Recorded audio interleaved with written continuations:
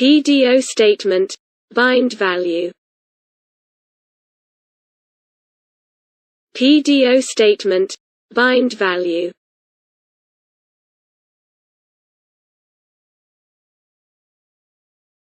Associe une valeur à un paramètre.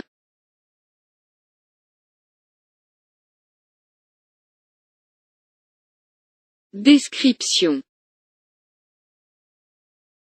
Public PDO statement, bind value, string, int $param, mixed $value, int $type equals PDO, param _str, bool. Associe une valeur à un nom correspondant ou à un point d'interrogation, comme paramètre fictif, dans la requête SQL qui a été utilisée pour préparer la requête. Liste de paramètres. Param. Identifiant du paramètre. Pour une requête préparée utilisant les marqueurs, cela sera un nom de paramètre de la forme nom. Pour une requête préparée utilisant les points d'interrogation, comme paramètre fictif, cela sera un tableau indexé numériquement qui commence à la position 1 du paramètre. Value. La valeur à associer au paramètre. Type. Type de données explicite pour le paramètre utilisant les constantes PDO, param-bas astérisque. Valeur de retour. Cette fonction retourne True. En cas de succès ou False. si une erreur survient. Ce qui veut dire que une fois qu'on fait prepare, eh bien, on va devoir injecter les valeurs. Les valeurs de nos différents éléments. Donc, pour injecter les valeurs, on va utiliser une fonction qui s'appelle bindValue. BindValue est une fonction donc de PDO qui me permet de lui dire à tel endroit tu vas mettre telle valeur. L'avantage de bindValue, c'est qu'on va lui dire quel type de valeur on va vouloir lui passer. Et de cette façon-là, il va protéger, il va faire ce qu'on appelle échapper les informations. Donc, je vais utiliser sur ma requête, je vais utiliser le bindValue.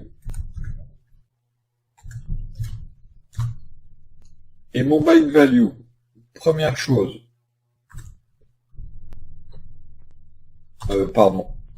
comme j'ai mis un point d'interrogation, on lui dit, premier,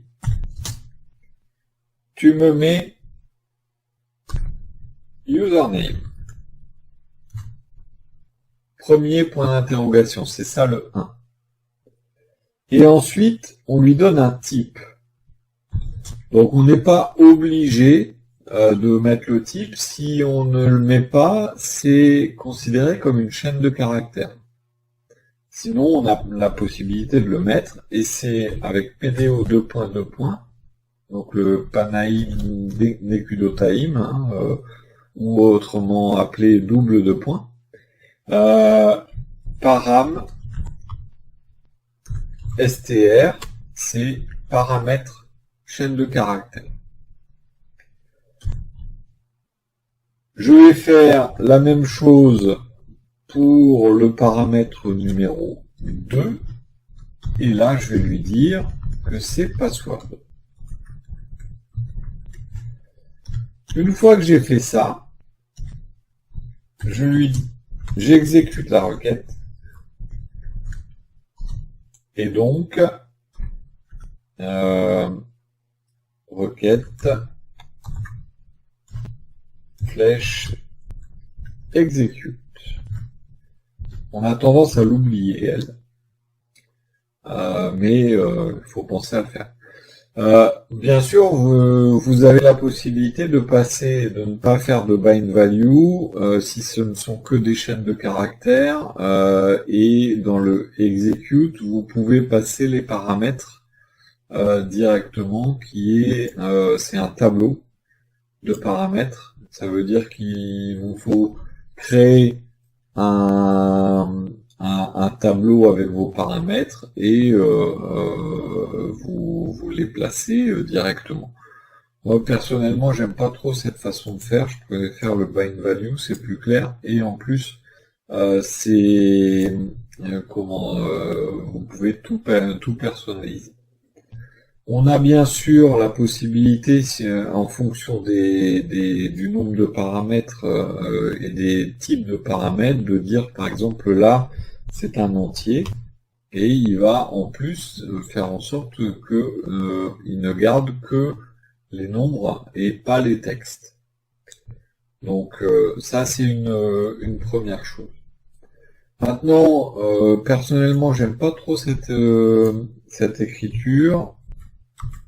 Je vais revenir en arrière, hop, sur des mots. J'aime pas trop cette écriture avec les points d'interrogation, je trouve ça assez peu lisible. Là, avec le bind value, on a la possibilité de nommer directement nos différentes valeurs et de dire par exemple là ça peut être 2.username et ici hop, 2.pass. Et donc c'est ce qu'on appelle un paramètre SQL. Et au lieu du 1, on va mettre entre guillemets 2.username. Et au lieu du 2, on va mettre entre guillemets 2.pass.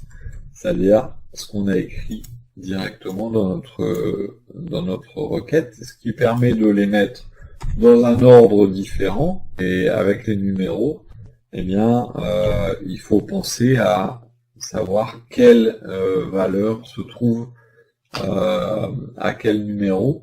Et si jamais vous intégrez, vous modifiez votre requête et vous intégrez une autre valeur, eh bien, là, malheureusement, ça va être compliqué.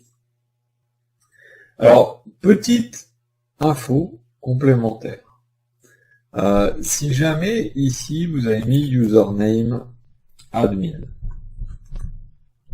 et que un peu plus loin dans votre code, avant le execute, vous faites un $username égale demo. Le username ici a été attaché à la requête avant d'avoir été changé.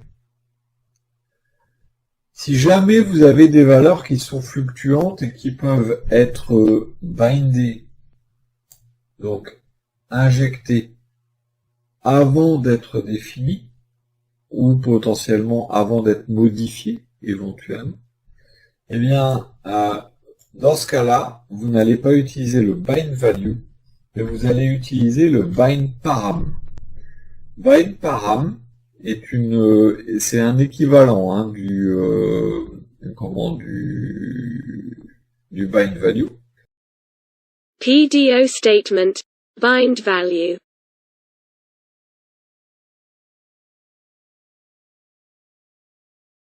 Associe une valeur à un paramètre.